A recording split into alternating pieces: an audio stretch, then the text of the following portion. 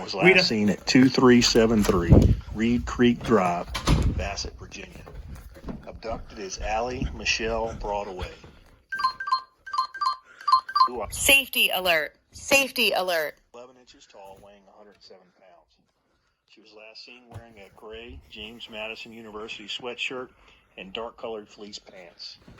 The child is believed to have been abducted by Caleb Christopher Merritt, white male with brown hair and green eyes, 5 foot 10 inches tall, weighing 250 pounds. There is no clothing description for the suspect at this time. WETA. He is possibly driving a 2000 light green Mercury Grand Marquis with Texas registration DMP 2294. For further information, contact the Henry County Sheriff's Office at 276-638-8757 or visit twitter.com/VSP alerts.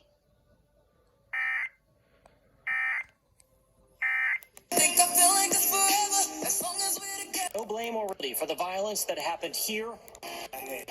Holy shit. That is, I was not expecting that, but yeah. Virginia Amber Alert.